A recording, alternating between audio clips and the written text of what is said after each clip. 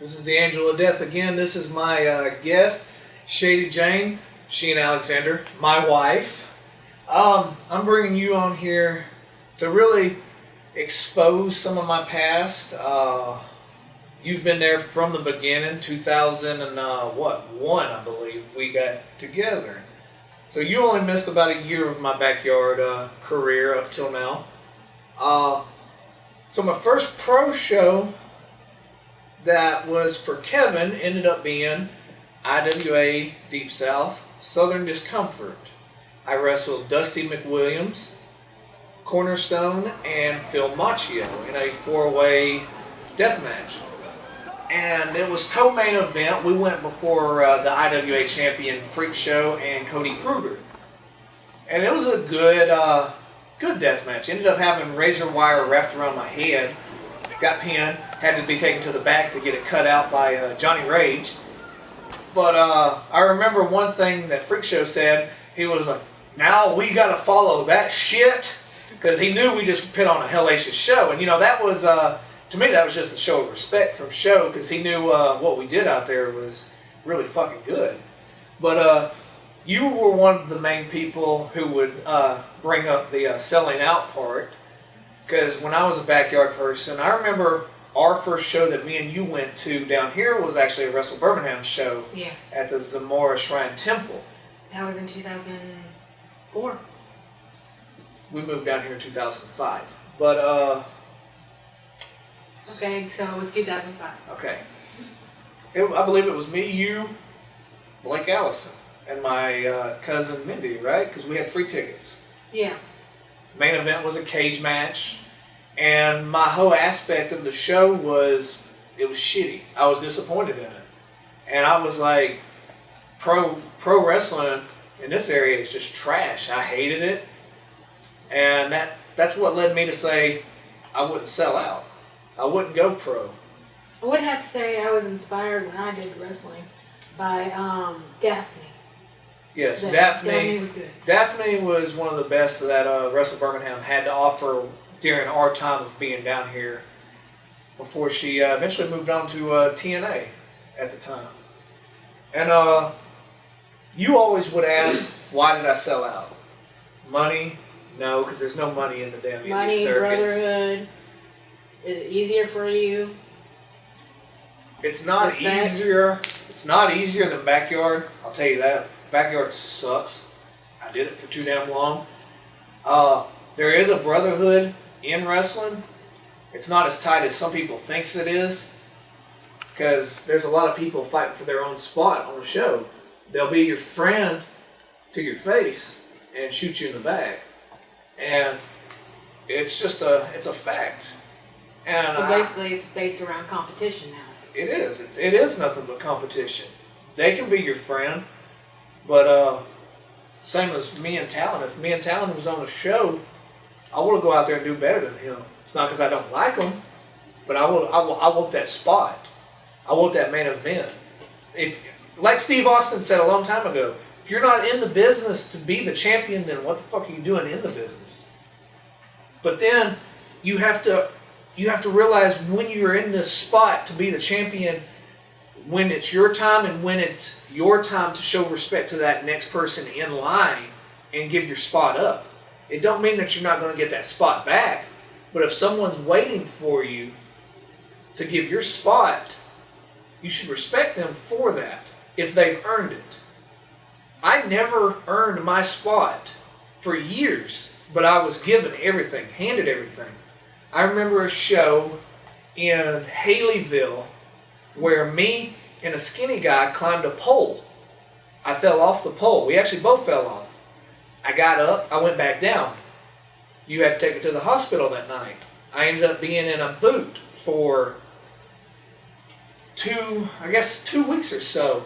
Had to walk on crutches. I went back to work on crutches. And I was still stalking while I was at work. Best stalker ever, Fred Motley. But the indie circuit is rough. Injuries are rough. You've been with me through a lot of injuries. So then we come to Carnage Cup 7. You didn't know some of these spots that me and Spider were going to do. All you knew is that we had razors, we had needles, the mega push pins. I didn't want to know. You didn't want to know. You run anytime you see anything like this now, but the razors were no big deal to me. Me and you did a barefoot thumbtack match in the backyard. Me and you did a barbed wire massacre match where, and this is true, where Real TV, the series Real TV came out and filmed us that day. And all the guys were giving their best that day because these guys were out there filming us. And we weren't like any other backyard fed that I know about here in Alabama. Especially, we would have 1, 2, 3 cameras going at a time. And we were doing this show, and these guys just show up from Real TV wanting to film us. And for us, all of us stepped up our game. I remember Talon and Bullet, Andrew Adams, they were like, oh, we got to do this. Like, I hogged it because I made sure my match was first, and I believe that was me and you. I believe me and you went on first for them. Barbed wire pit match. Barbed wire pit. Ended up getting a huge gash in my arm or rib. I can't remember. But everybody the rest of the day was stepping it up because these guys were filming for TV. And I don't know if it ever got on TV. It may have, it may not. I don't even know if there's a way to look it up. But go back to Carnage Cup 7. I stabbed Spider. And easily that could be misinterpreted for manslaughter, attempted murder. I mean, all kinds of shit got brought up after this show. And me and him put on a hellacious match. He put me over being a new guy. Scared of him at first because Kevin did nothing but say how if you don't hit him, he'll kill you. You got to be rough with Spider. You got to beat the shit out of him, which he was right. You got to. Went on to fight Neil Diamond Cutter in the second round, second Exorcist death match. I believe I stole the match. I ended up losing.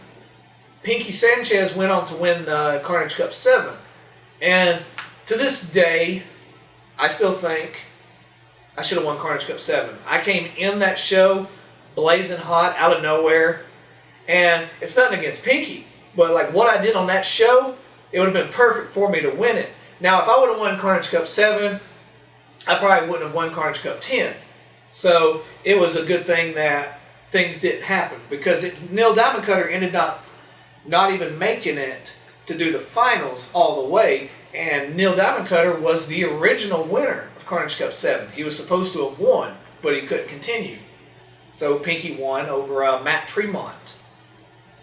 And this led to a few quick shows with Robbie Vio in Munford, where I wrestled Acid and my bud Talon for the Next Era Hardcore Championship. Immediately, of course, they put the championship on me. And that led to a feud with me and Talon in Munford with a bunch of hardcore matches. And to this day, Talon still has never beat me.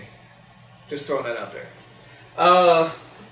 But after these shows, Kevin was front row at the all the shows saying, Angel of Death! Angel of Death! Pretty much in the same voice. This led to WrestlingPalooza, IWA's next show. He immediately threw me in the main event for the IWA title against Freak Show. But I didn't take no one's word, but everyone had bad feelings this day. Sloppy J felt bad afterwards. Michael Ray Frog had bad feelings about this day. There was a lot of bad... it was just in the atmosphere this day that something bad was going to happen. I ended up fracturing my leg in half, splintering it, cracked the bone up, broke my hip. It took 2 screws, 1 rod to put everything back together. And for only 6 months, I would say 6, 7 months, I was out of the ring. We got a call for Carnage Cup 7. No, Carnage Cup 8. Kevin wanted me back in the ring. I took the booking, and let me go back on WrestlingPalooza. When I broke my leg, I was on the floor And I called Freak Show out there, the guy I was supposed to wrestle that night, and I told him I would be back before Carnage Cup and I was going to wrestle him. So on the floor, I already made my mind up that I was coming back. Pissed you off. You were irate.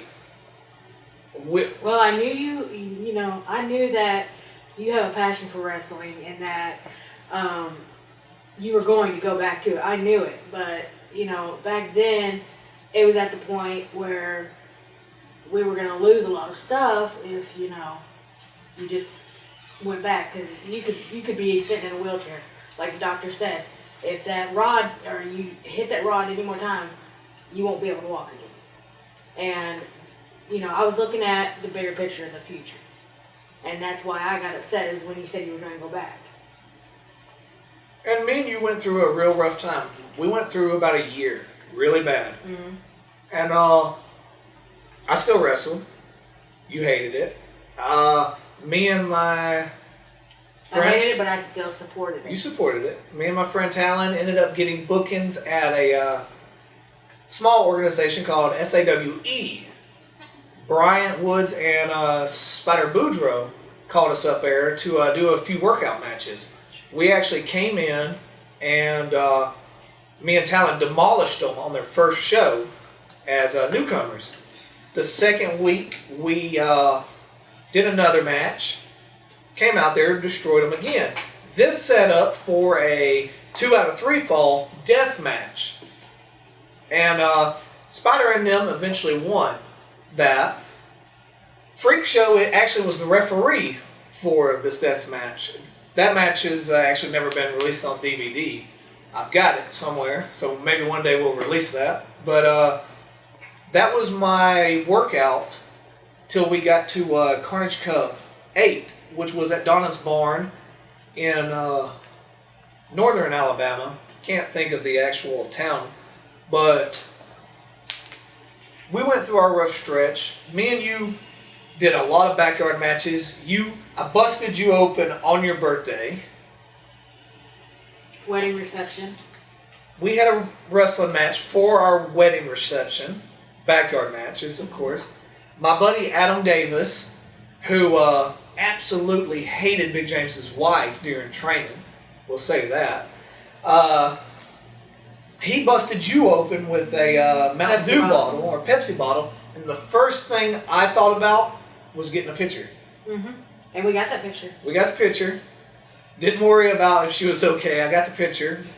And I've always had a passion for this intense atmosphere, the backyard to the pro. For at least a year, I would say, we were doing pro matches on Friday night or Saturday night, and we were doing backyard on Sunday. Now, at this time, a lot of the people done spread it out. We were doing pro. Blake got in with GCW, I believe. Mm-hmm. Corey Hollis ended up going to multiple organizations, now ROH. Corey was a backyarder, people. There's a lot of us that went to a lot of places. The backyard built us really strong, actually. And through our relationships, it just made a lot of us stronger. Some of us fell apart, hated each other. We've all got into it with each other, except maybe me and Talon. I don't think me and Talon's ever beefed over nothing, really. Me and Blake, of course, had our falling out a few times, multiple times. But we were the Rare Brothers. The only team that ever beat me in a tag team match was actually the Sickness. For years, from 2007 till 2014, I was undefeated in tag matches. My first pro match was a tag match with it was me and Sean Rare, which is Goose, against Phil Payne and Klepto. Can't remember Klepto's real name, but I'm sending it out there. We beat them on a show called Fake. But this led up to some interesting future shows. So I'd like to thank you, Shady, my wife. Thank you for everything you've done for me. And my next guest, Michael Frog Ray. He hits like a girl.